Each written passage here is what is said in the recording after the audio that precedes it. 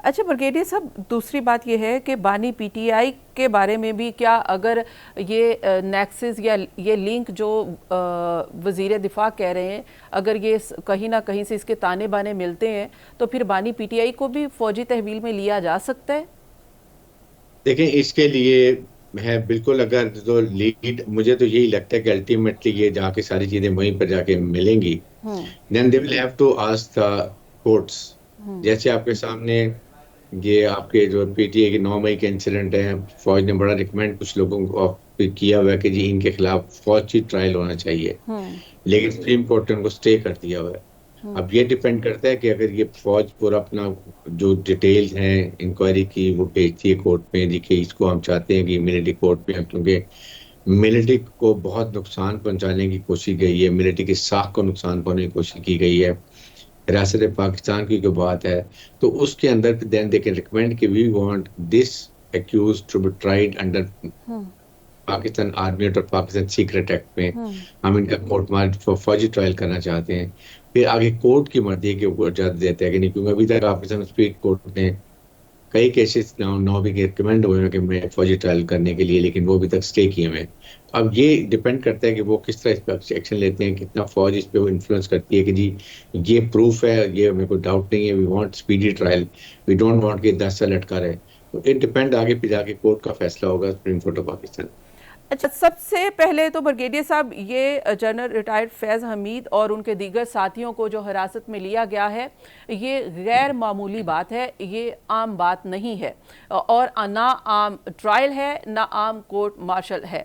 आप सबसे पहले तो ये बताइएगा कि ये आर्मी में ये कितना इम्पोर्टेंट होता है कि कोर्ट मार्शल होना, और किस नहज पर जाकर कोर्ट मार्शल किया जाता है?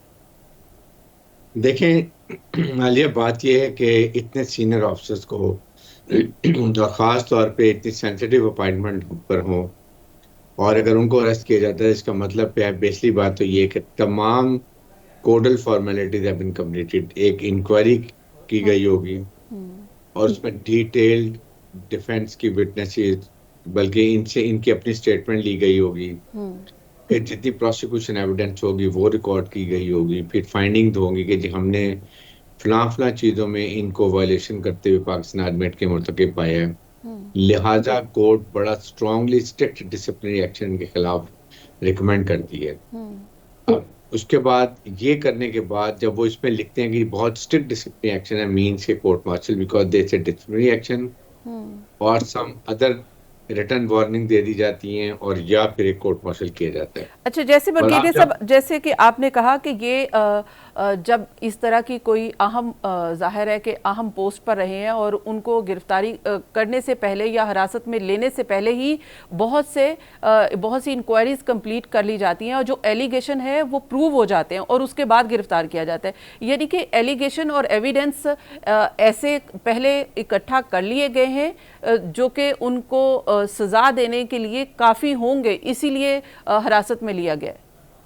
देखें, बिल्कुल इसमें जब इन्वेस्टिगेशन होती है तो उसमें जब कंप्लीट डिटेल आती हैं, तो हमारे जीएचक्यू में एक जज एडवोकेट जनरल ब्रांच है जो हम्म। लीगल ब्रांच है, वो इसको प्रॉपर तरीके से वेट करती है। वो देखते हैं कि इसमें कहाँ कहाँ एक्शनेबल प्रोसिक्यूशन एविडेंस है, हम्म। ताकि इनके खिलाफ वो कोर्ट मार्शल में इस्तेमाल हो सकती है।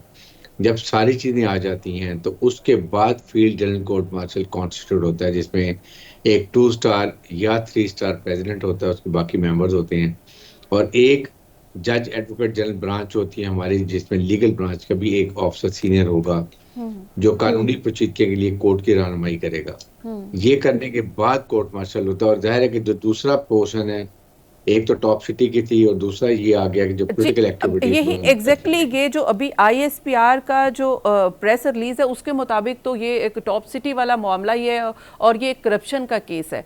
तो ये तो सिर्फ उसी दायरे में ही उनको क्या इंक्वायर किया जाएगा, या मजीद जो डिफेंस मिनिस्टर ने कहा है, क्या वो एलिगेशन भी सामने रखे जाएंगे, और क्या नहीं, उनको भी सामने रखा जा सकता है?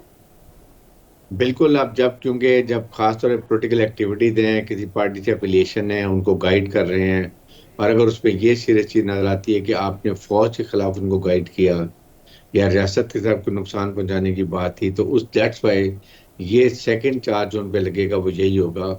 और जब कोर्ट मार्शल जब स्टार्ट होता है तो उसमें जो भी आप जिनकी भी खिलाफ कार्रवाई हो रही होती है उनको प्रॉपर चार्जशीट पढ़ के सुनाई जाती है कि आपके खिलाफ पाकिस्तान आर्मी सेक्शन A 1 2 3 के बारे में ये आपके चार्ज है और दूसरे के बारे में ये चार्ज है। आप इसकी सफाई में क्या कहना चाहते हैं? वो कहते हैं जी मैं इसको डिनाई करता हूँ और मैं आई प्रोसीड। तो फिर उसके बाद प्रॉपर केस चलता है जिस प्रोसिक्यूशन एविडेंस भी आती है, डिफेंस लॉयर होता है, वो डिफेंस पे अपने बारे में जो भी गवाह पेश करना चाहते हैं वो कर सकते हैं। और उसको देखने के बाद फिर कोर्ट रिकमेंड करते हैं इनके खिलाफ कि कितनी सजा होगी। और वो सजा जब चीफ आर्मी साहब को जाती है तो वो फिर उसकी तस्दीक करते हैं आफ्टर वेटिंग फ्रॉम जज एडवोकेट जनरल, जो हमारी लीगल ब्रांच होती है उस। लेकिन कितने जैसे कोर्ट मार्शल होते हैं तो कितने चांसेस होते हैं, जैसे आपने कहा कि एलिगेशन तो ऑलरेडी इतने एविडेंस होते हैं इस एलिगेशन के अगेंस्ट, तो इसीलिए हिरासत में लिया जाता है या कोर्ट मार्शल शुरू किया जाता है। तो तकरीबन केस हैज़ बीन अप्रूवन पहले ही हो चुका है, तो अब जो भी होगा अब डिफेंस में अगर कुछ कहने के लिए कितना मौका दिया जाता है इस सिस्टम में, फौजी तहवील में, कि कोई डिफेंस में अपना भी अपने आप को जो गिल्टी है वो इसको कर सके कि वो गिल्टी नहीं है। देखिए बिल्कुल पूरा चांस दिया जाता है, इंसाफ के तकाजे पूरे किए जाते हैं, पूरा लिबर्टी होता है डिफेंस लॉयर के अपने एक्यूज के लिए जो कुछ भी एविडेंस ला सकते हैं, गवाहान ला सकते हैं, डॉक्यूमेंट्री एविडेंस ला सकते हैं, कोई और ऑडियो वीडियो क्लिप्स हैं वो ला सकते हैं। इसके बाद जाहिर है कि फिर प्रोसिक्यूशन अपना काम, प्रोसिक्यूटर जो होती है वो सरकार की तरफ से होती है, जो आर्मी की तरफ से होगी, वो अपना पूरा एविडेंस लेकर आएंगे, टॉप सिटी की भी और दूसरी ये जो जो उनके मामला थे दूसरी पॉलिटिकल पार्टी के एफिलिएशन के साथ, वो सारी चीजें लाएंगे। उसके अलावा जो 2-3 ऑफिसर्स को अरेस्ट किया गया है उनको भी पेश कर हो सकता है कि उनमें से ही कोई खुद ब खुद अप्रूवल हो जाए जी कि मैं सब बयान करता हूँ, मुझे क्या क्या क्या क्या हमने क्या किया, क्या इंस्ट्रक्शन दी, वो भी आ सकता है। और इनकी भी एविडेंस आ जाएगी और उसके साथ और भी लोगों के नाम आ सकते हैं। बल्कि आई वुड से अभी जब ये 3 ऑफिसर्स को पकड़ा है इनसे और इन्फॉर्मेशन मिलेगी, उनकी लीड पे इनके कुछ जूनियर ऑफिसर्स होंगे वो साथ में हो सकते हैं। उसके बाद इनकी पॉलिटिकल जो पार्टी है उसके लोग कौन कौन से इनके साथ राब्ते में थे, सहूलतकारी करते थे, पैगाम रसाली करते थे, वो क्या थे। तो ये सारी चीजें करने के बाद फिर एक इसका अल्टीमेट डिसाइड होगा। लेकिन कोर्ट मार्शल का फर्क ये होता है एक एंटी टेररिस्ट कोर्ट से कि ये डे टू डे बेसिस पर होता है, इसमें जल्दी किया जाता है ताकि एक बाकियों के लिए मिसाल हो कि आपने कोई गलत काम नहीं करना है। ये it will not go for 10-8 years, it might be stretch 6 months to 1 year, जिसके अंदर सारा कुछ फाइनल हो जाता है और फिर उसके बाद फैसला किया जाता है।